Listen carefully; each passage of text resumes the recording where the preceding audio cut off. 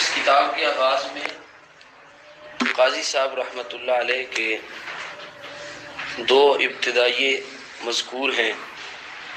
ایک ابتدائیہ کل کے درس میں آپ سن چکے ہیں۔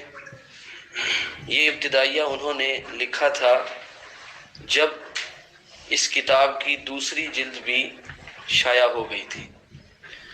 اس کے بعد جو ابتدائیہ یہاں پہ ذکر کیا گیا ہے، یہ ابتدائیہ انہوں نے اس وقت لکھا تھا جب ابھی اس کی پہلی جلد شائع ہوئی تھی، تو اس کو بھی اختصار کے ساتھ ہم پڑھ لیتے ہیں۔ اس سے بھی کچھ اس کتاب کی افادیت کا اندازہ ہو جائے گا اور اہل علم نے کس طرح اس کتاب کو سراہا ہے، اس ابتدائیے سے اس کی کچھ عکاسی ہوتی ہے۔ حمد و صلوات کے بعد قاضی صاحب مرحوم لکھتے ہیں، اما بعد، کتاب رحمت للعالمین کی یہ جلد اول ہے جو 1912 کے بعد اب بار ششم بعد صحت چھپوائی گئی، یعنی چھٹی بار 1912 کے بعد اس کو پھر سے شائع کیا گیا ہے، اور اب جو اس کو شائع کیا گیا ہے اس کو اغلاط سے پاک کرنے کی مزید کوشش کی گئی ہے۔ یوم اشاعت سے اس کتاب کو محدثین، مؤرخین، ادباء اور فضلاء نے جس محبت اور عزت سے دیکھا اور جس کثرت سے اس کے مضامین کو کتابوں، رسالوں اور مضامین میں نقل کیا گیا، اور جس شغف سے طالب علموں، واعظوں اور خطیبوں نے اس پر توجہ کی، اور اقصائے ملک تک جس طرح اس کی اشاعت ہوئی۔ اقصائے ملک کا معنی ملک کا آخری کنارہ، جیسے قرآن مجید میں بھی آیا نا، وَجَاءَ مِنْ أَقْصَى الْمَدِينَةِ رَجُلٌ يَسْعَىٰ قَالَ يَا قَوْمِ اتَّبِعُوا الْمُرْسَلِينَ۔ شہر کے آخری کونے سے ایک آدمی وہ بھاگتا ہوا آیا، تو اقصائے ملک کے آخری کنارے تک جس طرح اس کی اشاعت ہوئی، اور ہر دور کے محدثین، مؤرخین، ادباء، فضلاء، خطباء، واعظین، طلباء علم، انہوں نے جس طرح اس کتاب کو سراہا ہے، اور صلحائے امت نے جس تواتر کے ساتھ اپنی اپنی رائے کا اظہار فرمایا۔ تواتر کا معنی پے در پے، مستقلاً، تسلسل کے ساتھ۔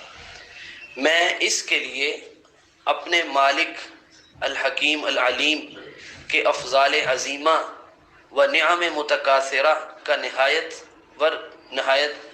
در نہایت شکر گزار ہوں۔ اس پر میں اپنے مالک کا جو کہ حکیم بھی ہے اور العلیم بھی ہے، اس کا میں شکر گزار ہوں کہ اس کا ہی یہ فضل ہے اور اسی کی نعم متکاثرہ ہیں، یعنی کثرت کے ساتھ اس کی میرے اوپر یہ نعمتوں کا نزول ہے۔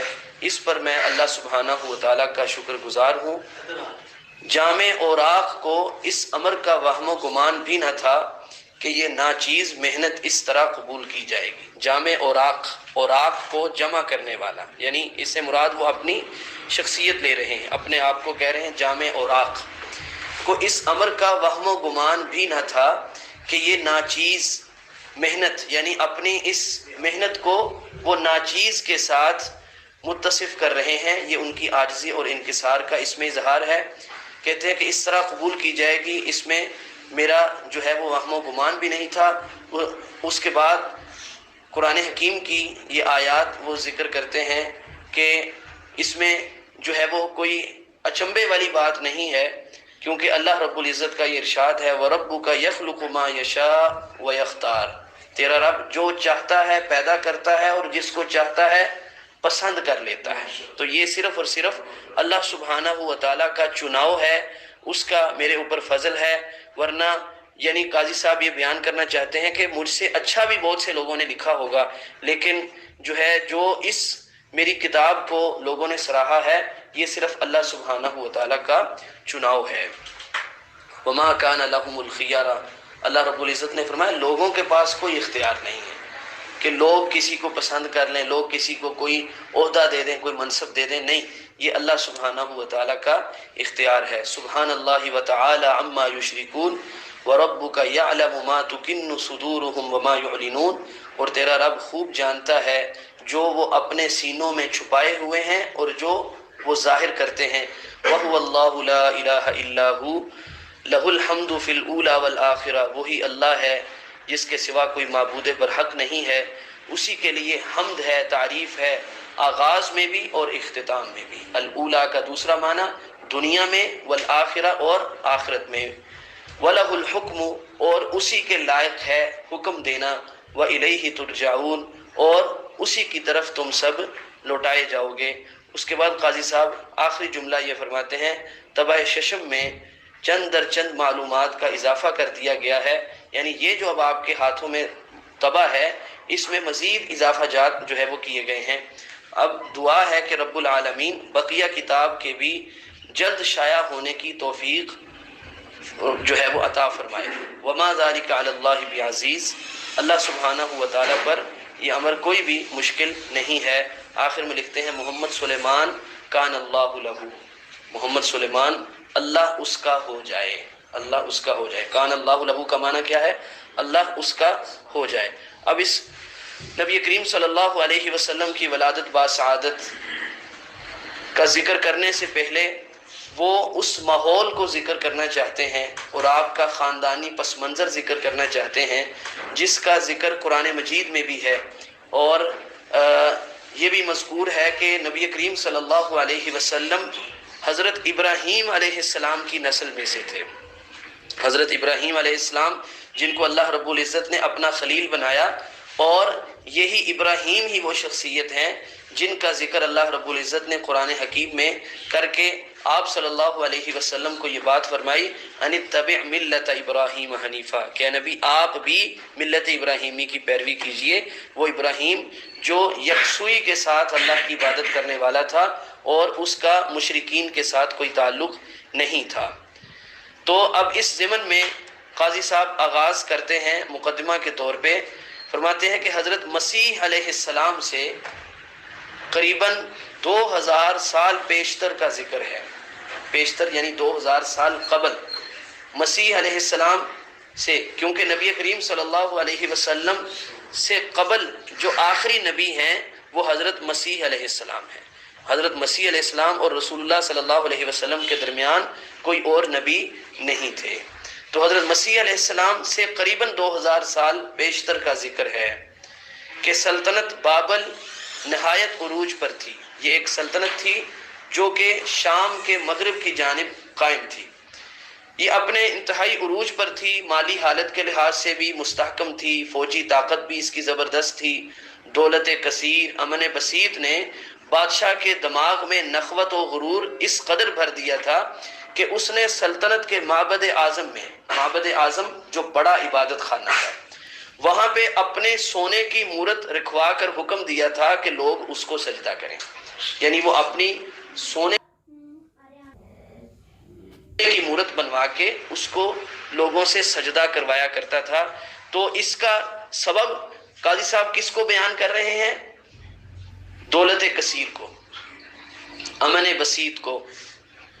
یہ وہ چیزیں ہیں جنہوں نے اس کے دماغ میں نخوت بھر دی تھی، اور یہ بات اللہ سبحانہ و تعالیٰ نے بھی قرآن حکیم میں فرمائی ہے، وَإِذَا أَرَدْنَا أَن نُهْلِكَ قَرْيَةً أَمَرْنَا مُتْرَفِيهَا فَفَسَقُوا فِيهَا فَحَقَّ عَلَيْهَا الْقَوْلُ فَدَمَّرْنَاهَا تَدْمِيرًا، کہ ہم جب کسی بستی کو ہلاک کرنے کا ارادہ کرتے ہیں تو اس بستی کے جو صاحب ثروت لوگ ہوتے ہیں، جو کھاتے پیتے اور پر آسائش زندگی گزارنے والے لوگ ہوتے ہیں، ہم ان کو گناہوں کے اوپر لگا دیتے ہیں، یعنی وہ ان نعمتوں کے ملنے کے بعد بجائے اس کے کہ اللہ کا شکر ادا کریں، ان نعمتوں کی وجہ سے وہ غفلت کا شکار ہو جاتے ہیں۔ جب وہ غفلت کا شکار ہوتے ہیں تو اللہ کی نافرمانی کرتے ہیں، تو جب اللہ کی نافرمانی ہوتی ہے تو اس بستی کے اوپر اللہ کا عذاب آ جانا اٹل ہو جاتا ہے، اللہ سبحانہ و تعالیٰ کا فیصلہ اس کے اوپر صادق آ جاتا ہے۔ تو یہاں بھی کچھ ایسی ہی کیفیت تھی، ان کے پاس دنیا کی ہر آسائش میسر تھی، تو بجائے اللہ کے شکر گزار بننے کے اس بادشاہ نے اپنے آپ کو ہی معبود جو ہے وہ قرار دلوا دیا، اور اس کو اس کی اپنی مورت بنوا کے لوگوں کو سجدہ کرنے پر مامور کر دیا، اور اسی سے منت و نظر و نیاز مانگی جایا کرے، یہ اس نے حکم دے دیا۔ رب العالمین نے ان کی ہدایت کے لیے کس کو مبعوث کیا؟ ابراہیم علیہ السلام کو مبعوث کیا۔ حضور کا سلسلہ نسب، حضور سے مراد ابراہیم علیہ السلام ہے۔ حضور یعنی ابراہیم علیہ السلام کا سلسلہ نسب 9 واسطے سے حضرت نوح علیہ السلام سے جا ملتا ہے۔ یہ بات نوٹ کرنے کے قابل ہے کہ حضرت ابراہیم اور حضرت نوح علیہ السلام کے درمیان کتنا فاصلہ ہے؟ 9 واسطوں کا فاصلہ ہے۔